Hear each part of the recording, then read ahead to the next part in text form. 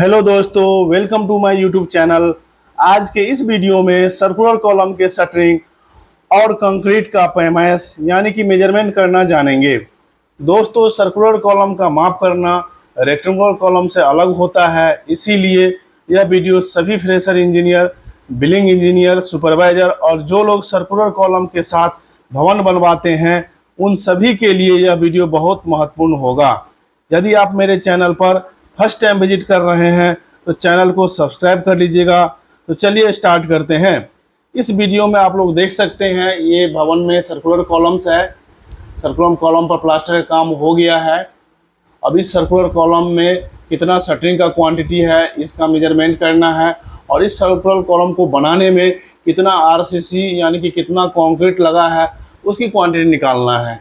तो शटरिंग का quantity square metre में होता है और आरसीसी कंक्रीट का क्वांटिटी क्यूबिक मीटर में होता है। इसीलिए कंक्रीट का वॉल्यूम निकालना पड़ेगा और शटरिंग का सरफेस एरिया निकालना पड़ेगा। तो चलिए स्टार्ट करते हैं। एक सर्कुलर कॉलम से है, ये सर्कुलर कॉलम है, इसका जो हाइट है 3.15 मीटर है और इसका जो डायमीटर है 450 mm है, यानी कि 1.5 फीट है।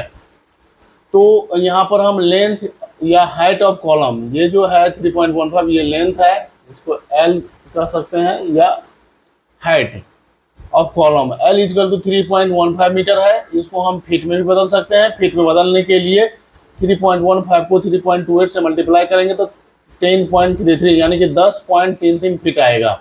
डायमीटर ऑफ कॉलम या पिलर, ये जो पिलर है या जो कॉलम, जो सर्कुलर कॉलम है, इसका जो डायमीटर है 450 mm है। 450 mm को 0.450 मीटर यानी कि मिलीमीटर को हम मीटर में कन्वर्ट कर लीजिए 1000 से भाग देने पर।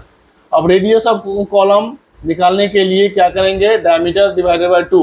जो डायमीटर है इस कॉलम का, पिलर का, उसमें 2 से भाग दे देंगे तो इसका रेडियस निकल जाएगा। तो R equal to D/2 equal to 450 mm बट्टे 2, भाग देने के बाद से ये आया 225 mm यानी कि 0.225 मीटर।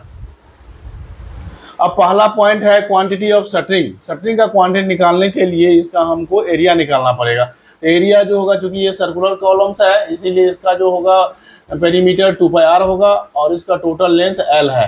तो 2πr को L से मल्टीप्लाई करेंगे तो 2 और पाई का वैल्यू 3.14 होता है और रेडियस का वैल्यू यहाँ से आप देख सकते हैं 0.225 है। और इसका जो लेंथ है यानी कि कॉलम का जो लेंथ है, जो कॉलम के फ्लोर से सीलिंग हेड तक होता है, ये L इक्वल जो है 3.15 है, 3.15 है। ये इसको मल्टीप्लाई करने के बाद से इसका जो मान आएगा 4.45 स्क्वायर मीटर आएगा।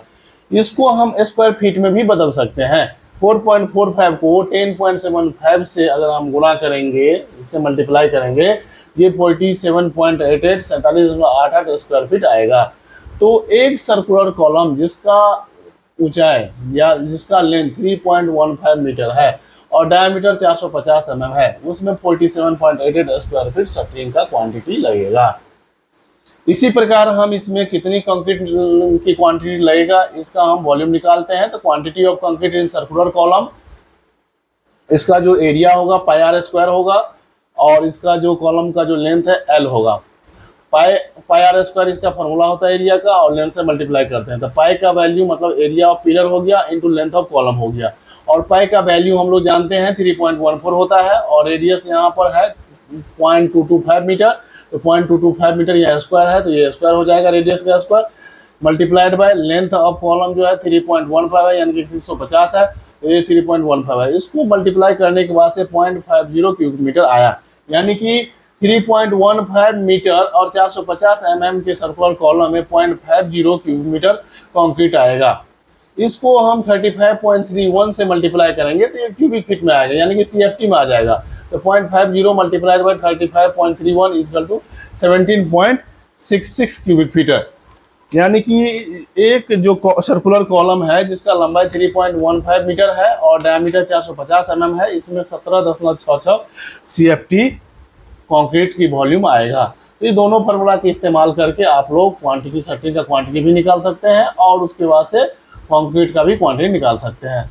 इस तरह से अगर number of pillar, number of column ज़्यादा होगा, मान लीजिए कि 10 होगा तो 10 से मल्टीप्लाई करेंगे तो 10 कॉलम का क्वांटिटी निकल जाएगा। 10 से कंक्रीट की क्वांटिटी को मल्टीप्लाई करेंगे तो 10 पिलर का ये कंक्रीट का क्वांटिटी निकल जाएगा। इस वीडियो को देखने के बाद आप लोग आसानी से सर्कुलर कॉलम के शटरिंग और कंक्रीट का मेजरमेंट कर सकते हैं। तो मैं आशा करता हूं कि आप लोगों को वीडियो अच्छा लगा होगा। यदि यह वीडियो आप लोगों को अच्छा लगा हो तो वीडियो को लाइक और शेयर कर दीजिएगा। वीडियो को लास्ट तक देखने के लिए बहुत बहुत धन्यवाद।